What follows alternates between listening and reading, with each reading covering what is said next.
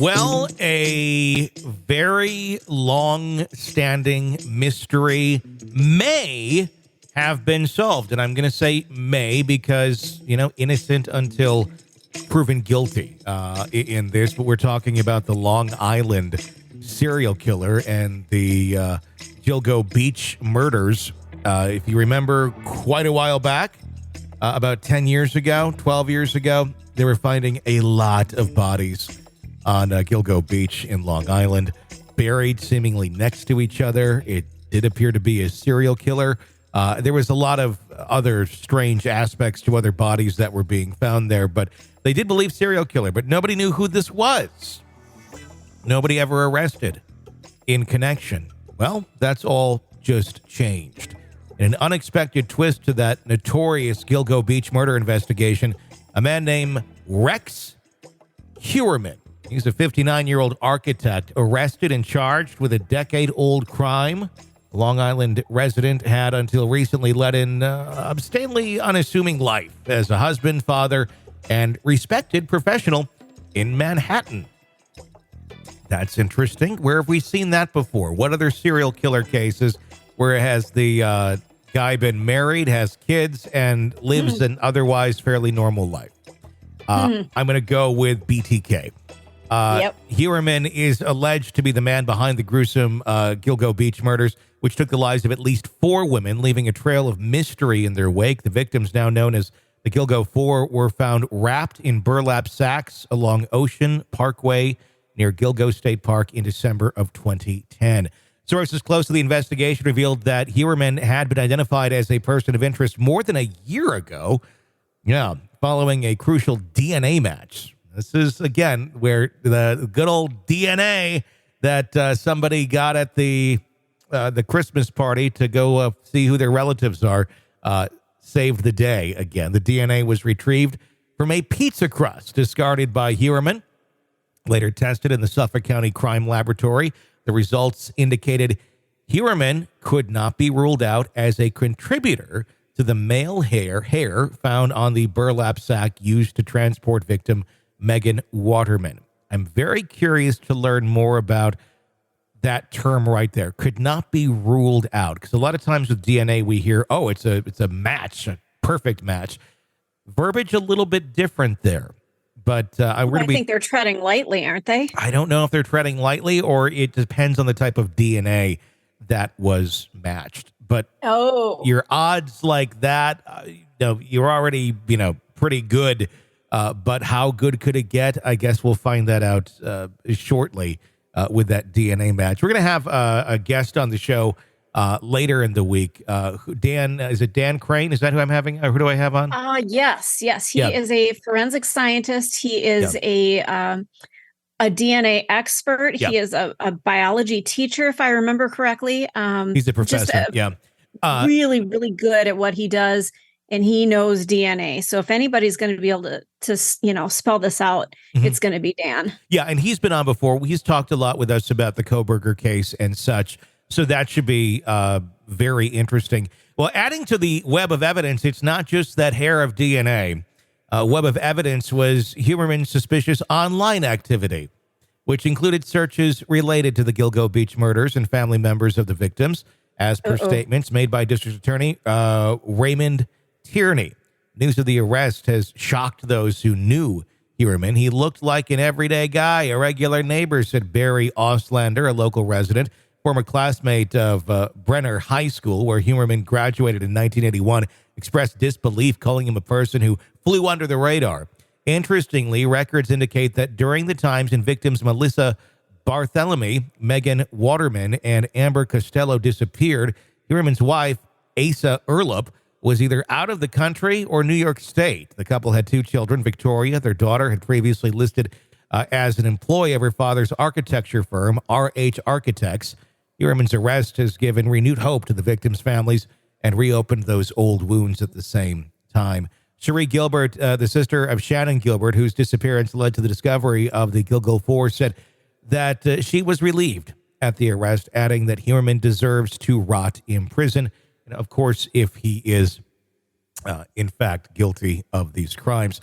Let's go through this in greater detail about what they used and what the evidence is against him to arrest him earlier. We talked about the pizza crust there. That's certainly one, but the search history. Let's go a little more great detail there. What sort of things do you think old Rex was looking up, Stacy? Oh, gee. How not to get caught killing sex workers. I mean, geez, every case that we've talked about, there seems to be this component of internet searches. People, how many times do we need to tell you your search history does not go away? Okay. Let's change that. Guys, your search history disappears immediately, especially if you're a murderer. It just goes away. So don't worry about it. If you're committing the crime, Google the hell out of your crime. Find out how you can be found innocent. Google ways of escaping being caught. Google, and then paste it to your social media history, Facebook posts or whatever. No one will be suspicious at all. It's just you doing your due diligence. I mean, yesterday we talked about, was it cyanide and arsenic? Can that be found in an autopsy? Listen, dumbass. Yeah, but you can buy it through Amazon. This guy should have known. But you can get it through Amazon, so it's got to be okay then, right? Right, exactly. So search history is a big deal. The other thing I want to point out, this guy is an architect, and yet he's living in a home that I think they described as being in disrepair. That there was like wood in front of the house. The shrubs were overgrown. Neighbors were quoted as saying it was a very creepy home. I wouldn't send my children there. It was a dilapidated property. The roof was in disrepair, propped up by 2x4s. This guy's an architect. Exactly. What's going on here? Because, you don't want to go to a dentist that has teeth, snaggletooth all over the place. It just, something doesn't look right. So what was going on behind the scenes here that his life was falling apart? Well, I don't know exactly what was going on that was making his life fall apart, but I think it's a sign if you're letting your home get into that sort of a state of much deeper problems, whether it be financial, which I don't know if that's it, or mental. I think anyone who's capable of committing crimes like this doesn't necessarily probably have a whole lot of self-respect. It probably very much is a way of lashing out and doing something horrible to feel. So there's probably something going on there mentally. He also searched, why hasn't the Long Island serial killer been caught? Why could law enforcement not trace the calls made by the Long Island serial killer? Then he started looking up porn stuff. This is what police have found. Used the burner phones to meet up with 3 of the 4 victims, as well as conduct thousands of searches related to sex workers, child pornography, and sadistic sex acts, such as girl begging for rape porn. Oh, my God. It's a new one. Pretty girl with bruised face porn. What? Tied up and raped porn. He's pled not guilty to these charges, by the way, including 3 counts of first-degree murder. He is innocent until proven guilty, but the search history alone is disturbing. If you want to take a look at mine, I just looked mine up. How to speak cat. I knew it was to do with cats. I mean, so, cat. I just, there's a lot in my search history. I mean, I've looked up protein shakes, basic stuff. I'm not looking up stuff like that. And I'd be hard pressed to say, let's go into your search history. It might be a little weird, but look what you do for a living. So an architect looking this shit up, there's a difference. I wonder what my search history looks like. Oh, I bet it's terrifying. Well, it just shows the websites that I visited. It doesn't show me what I typed. Or is there a way to find that?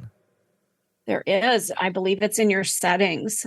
See, I use a different search engine that doesn't track, but I guarantee if police subpoenaed the records, I bet they could find what I searched. Maybe this is it. Oh, here we go. Here's how I can see. How to use Getty images with credit.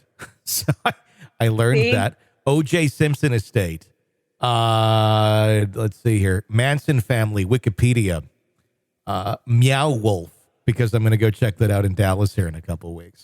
What else do we got here? Ava Benefield, Ashley Benefield, 2018 hearing. So, I mean, yeah, it's all stuff that has to do with the cases. Nothing too weird. Yeah. Mine is the 45th parallel, Edmund Fitzgerald crew photos, Amazon, and how to declutter your office.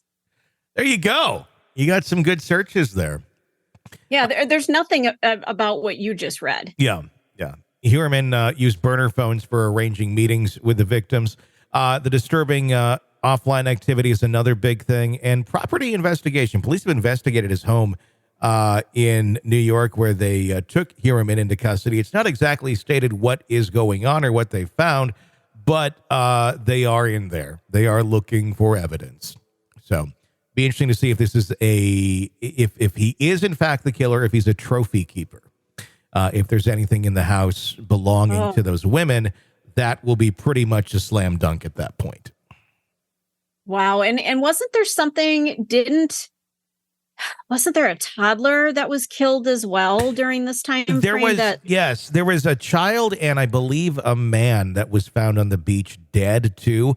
I don't know if they're all connected. Okay. You know, the beach in Long Island, it's not an uncommon spot for bodies, if you will. But it is in the way that these were laid out, the ones that looked to be from the same individual. There was also a belt that was found at the scene on the beach with some initials that had been carved into that. I don't know exactly what they were, or how they relate, or if there's going to be able to link some DNA from that belt. I would imagine if it's in their custody that there would be some DNA on that belt from whoever was the owner of it. It would be interesting to see if Rex's DNA is on that as well. You know what's interesting to me, when we take a look at like Brian Koberger, he looks dead behind the eyes. When you look at this guy, he looks like somebody you might run into at a convenience store. Hey, we live in the same neighborhood. How you doing? I mean, just somebody that he doesn't look scary. He doesn't have that look, does he? No, he really doesn't. He reminds me of BTK. And a lot just kind of looks like a normal, average, overweight, 50-some-year-old man. He looks like he's going to sell you life insurance or something. Mm-hmm. Yep, exactly. Yep, you might have seen him at church on Sunday, and then you run into him, at the grocery store kind of a thing. Yep. He just doesn't look like somebody that might possibly have this history. And a lot of them don't. And that's why a lot of them never, ever get solved either. But we'll, of course, begin watching this for you here now that this breaking development has taken place.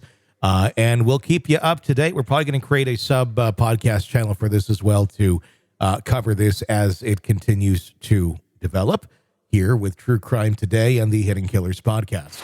You're locked into the Hidden Killers podcast. Want more? Start binging on all of our true crime podcasts right now through Apple Podcasts and get an ad-free experience when you sign up to be a True Crime Today Premium Plus member exclusively on Apple Podcasts. More of the Hidden Killers podcast dropping soon. Press subscribe now.